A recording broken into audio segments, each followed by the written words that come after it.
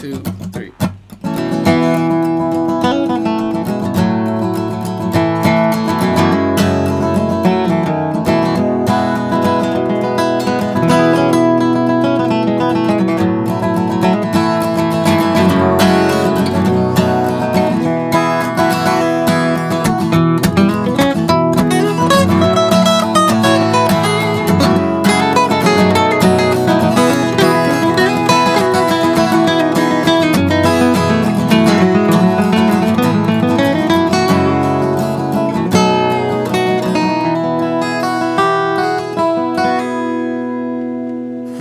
What's up, guys? Lewin here at GarageBand and Beyond. Welcome back for the second episode in this series for simple tips for guitar players.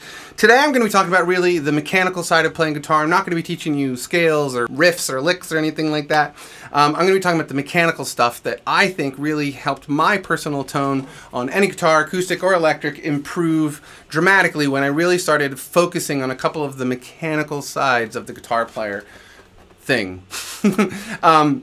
So anyway, the first thing I'm going to talk about is right hand technique. I think right hand technique, or picking hand technique if you're a left hand player, sorry. Right hand technique is easily overlooked by many players, many teachers, many students. I don't see enough people concentrating on the right hand if you ask me.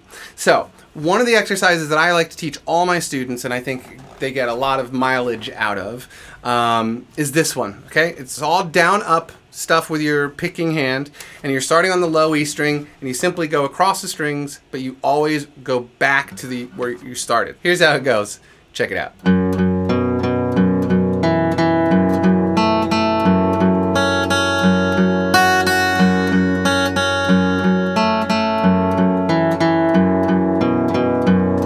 Right? That's one of those things that if you do it over and over and you find different ways to do it, like starting on the other string, right? Building the speed up, going back and forth, really getting it to a point where it's second nature, where you don't have to like flip the guitar out and look at it, You want to be able to do this without looking. That is key. So you get good at that kind of thing, and then what it allows you to do as a player, like for example, here's a song that I've been working on.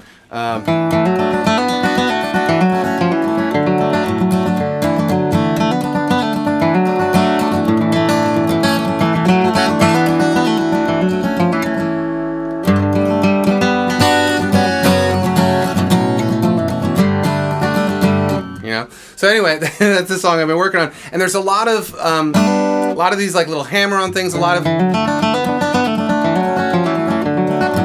There's like a lot of melodic playing and a lot of rhythmic playing at the same time. That's the kind of stuff that I'm interested in right now. So a technique like that, an exercise like that, will really help you get the articulation in your picking hand a lot better, and just improved and more precise, and that's really great. Now the other thing too with the right hand that I want to talk about is, experiment on your instrument. If it's an electric or an acoustic, this goes for either. But either, obviously close to the bridge, you get this like really weird, not really weird, but trebly sound, and here it's nice and sort of like soft and open. But there should be a sweet spot on your guitar. Me personally, I like to be right around here, right back past the hole here. For me, that's where the string pressure feels really nice, and I like the tone of my guitar the best. And because I'm sort of a heavy hitter, it just doesn't bounce back too much. I don't get too much buzz if I'm sort of here. A lot of guys are sort of here, but a lot of guys don't play as heavy-handed as I do. So, okay, so that's it for right hand stuff. Concentrate on your right hand or your picking hand. Definitely learn how to be efficient with it and precise with it, and that's a big, big part of good guitar tone. Now the other part is obviously going to be the left hand. So this is a pretty easy geometrical thing to understand, right? So it's not written in stone, but these are things that I seriously suggest you keep in mind as you're playing. I also like to suggest that you look in a mirror as you practice this particular thing, because it really helps to be able to see yourself make the mistake. But a lot of players, a lot of guys, when you're like soloing, you're like all stretched out, and like a lot of people play like this, and their hands are sort of all slanted across the fretboard, and they're sort of reaching with the little finger, all that kind of stuff. So if you are more diligent about trying to make your fingers as parallel to the frets themselves, that's number one, okay? So parallel, if you don't know, train tracks are parallel, and like the letter T is perpendicular. So the next thing I'm talking about is being perpendicular to the fretboard, right? So as you come in here, you want to be as perpendicular to the fretboard as you possibly can be, right? And again, these are not written in stone, but these are things you want to be keeping in mind because it's going to help you get better tone. So you want to be on your fingertips, especially, you know.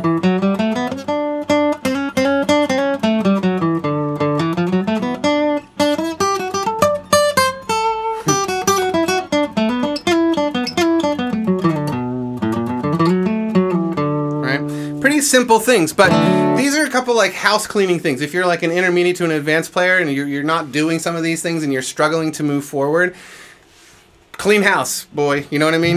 It's time to clean up some of your bad habits on guitar. And I'm constantly doing it. You know, I always have my finger down on the what do you call this thing? The pickguard. And it's sort of, I know it's slowing me down, but sometimes I just need it as a guide. It's a crutch and I shouldn't do it, and my favorite players don't do it. You know, watch the videos of your favorite players and look at their right hand technique and their left hand technique. They're always nice and precise. So that's it, you guys. It's like trying to clean up your guitar playing. The mechanical side of it, anything that you're bad at too, you know, if it's like hammer-ons or your little finger's weak or whatever it may be, work specifically on the things that you are weak at on the guitar. And that's the best way to get better. And it's easy to plateau as a student, especially if you don't have a teacher. You're like a guy like me, it's easy to plateau. So you really got to seek out things like your weaknesses as a player and fix it. And that's also very good advice. So remember, nice and parallel, nice perpendicular, efficient here, and that's about it. Nice and simple. If you have any questions, please leave them in the comments below. And